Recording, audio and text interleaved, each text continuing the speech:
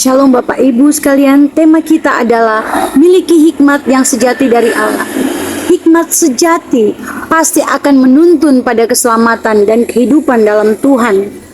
Kalau kita memiliki hikmat dari Tuhan, maka yang akan terjadi yaitu akan menuntun pada pengenalan yang benar akan Tuhan, mengasihi Tuhan dan sesama. Bapak Ibu sekalian, hikmat dalam bahasa Ibrani berasal dari kata hukmah, kemudian ada turunan katanya menjadi hakam yang berarti menjadi bijaksana atau bertindak bijaksana. Jadi pada dasarnya hikmat itu adalah pintaran atau kepandaian mengamati, memperoleh, menyusun rencana yang benar untuk hasil yang sesuai dengan yang dikehendaki. Jadi bagaimana hikmat yang sejati itu? Dalam 1 Korintus 2 ayat 6 sampai 16, mari kita baca. Dari pemahaman dari pembacaan perikop tadi menjelaskan bahwa ada 4 poin. 1. Dari dan untuk siapa hikmat sejati itu? Di ayat 6, hikmat yang bukan dari dunia ini. Untuk siapa? Ditulis untuk mereka yang telah matang, yaitu dewasa rohaninya. Saya harap kita semua ya. Dan di ayat 7, hikmat dari Allah itu tersembunyi dan rahasia yang ada sebelum dunia dijadikan. Jadi kalau tersembunyi dan rahasia, jelas bahwa hanya karena anugerah Tuhan hikmat itu dinyatakan kepada kita. Berarti kita juga dapat mohon dan meminta kepadanya, pada Bapa di sorga ya. Di Yakobus 1 ayat 5 ditulis, tetapi apabila di antara kamu ada yang kekurangan hikmat, hendaklah ia memintanya kepada Bapa di sorga, kepada Allah yang memberikan kepada semua orang dengan murah hati dan dengan tidak membangkit-bangkit. Seperti itulah firman Tuhan mengatakan, maka hal itu akan diberikan kepadanya. Bapak Ibu, sungguh luar biasa Allah kita. Dan kemudian poin kedua, janji yang diperoleh dari hikmat sejati Allah, apa itu?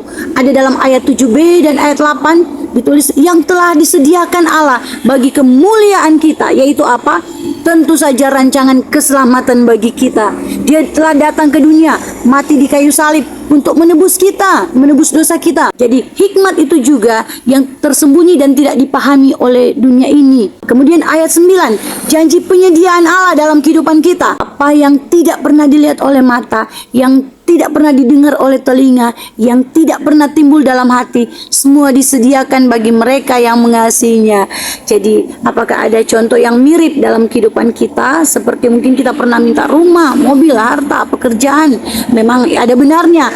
Tapi di sini kalau kita baca dengan benar, penyediaan itu jauh lebih besar dan luar biasa. Ada surprise yang indah jika kita tetap setia dan mengasihinya, yang kita tidak pernah lihat, yang kita tidak pernah dengar, yang terbaik yang pernah ada. Kemudian di poin ketiga, Roh Kudus yang akan memberi hikmat sejati dari Allah. Karena apa? Di ayat 16, di ayat 10, Roh Kudus adalah Roh Allah sendiri yang mengetahui hati dan pikiran Allah. Sama seperti roh manusia juga ya, mengetahui diri manusia itu sendiri. Dan kemudian penjelasan di ayat 12-13 dijelaskan bahwa kita yang memiliki Roh Kudus, ada karunia-karunia rohani yang Roh Kudus beri, yang Allah beri, bukan yang diajarkan oleh pengetahuan manusia. Karunia untuk memperlengkapi hidup kita tentu saja. Apa saja yang termasuk karunia-karunia roh itu? Nah, dalam 1 Korintus 12 ayat 8-11 mengungkap tentang karunia-karunia. Ada karunia berkata-kata, karunia hikmat dalam pengetahuan, berkata-kata dalam pengetahuan, ada karunia iman, ada juga karunia kesembuhan, karunia mujizat, karunia bernubuat, membeda-bedakan bermacam-macam roh, ada karunia bahasa roh, karunia menafsirkan. Karunia menafsirkan ini jangan dipahami secara harafiah ya, agar jangan tersesatkan. Jadi apakah kita boleh memiliki lebih dari satu karunia? Semua pun boleh. Tapi apakah sifat atau karakter kita telah cukup kuat dalam Tuhan? Yang akan terjadi jika orang memiliki karunia tapi kurang kuat karakternya adalah malah akan membuat orang tersebut sesat dalam pikirannya, dalam perkataan dan perbuatannya. Maka akan datang kesombongan rohani yang akan membuatnya jatuh. Dan telah banyak contoh yang telah terjadi. Kemudian poin yang keempat, milikilah pikiran Kristus. Dalam ayat 14-16, jangan menjadi seperti manusia duniawi ya, yang walaupun sudah mendengar firman Tuhan tapi tidak mau hidup taat, bahkan seringkali tidak mau mengakui firman Tuhan, merasa tidak masuk akal atau merasa itu kebodohan. Firman Allah hanya dapat dinilai dan dipahami oleh manusia rohani. Contoh sederhana adalah iman ya. Contoh sederhana, kita percaya bahwa Tuhan sanggup menyembuhkan, Tuhan sanggup memberi keberhasilan, Tuhan sanggup memulihkan keluarga, rumah tangga kita. Walau kita belum melihat, namun kita percaya. Nah, manusia duniawi itu tidak demikian. Manusia duniawi akan berpikir bahwa iman adalah satu kebodohan. Ada orang-orang tertentu juga yang suka mencari hal-hal yang untuk menjatuhkan kepercayaan kita. Kita tidak perlu berdebat, apalagi marah-marah, mungkin akan memberikan pengertian sedikit, penjelasan sedikit, tapi kita tidak perlu berdebat. Bahkan dalam hidup kita sebagai anak-anak Tuhan, ya masih juga banyak perselisihan, iri hati, suka mencari-cari kesalahan orang lain. Ya, kita doakan saja, jangan dibalas. Yang penting hati kita ya. Kita harus memiliki pikiran dan perasaan Kristus yang ingin mengasihi kita semua, sesama kita, saling mengasihi ya. Memiliki pikiran Kristus juga berarti kita memiliki hikmat sejati dari Allah yang menginginkan jiwa-jiwa untuk diselamatkan. Jangan hanya kita saja, tapi mari kita bawa sebanyak-banyaknya jiwa untuk datang kepada Allah. Demikianlah yang perlu kita pahami tentang hikmat yang sejati dari Allah.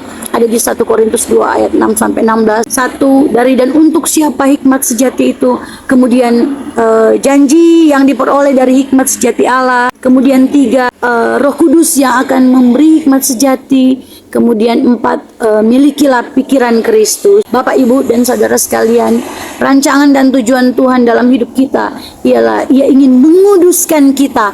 Artinya membuat kita berbeda. Kita bukan manusia duniawi, tapi manusia rohani yang matang di ayat 6 ya, supaya kita menerima kemuliaan ada di ayat 7b.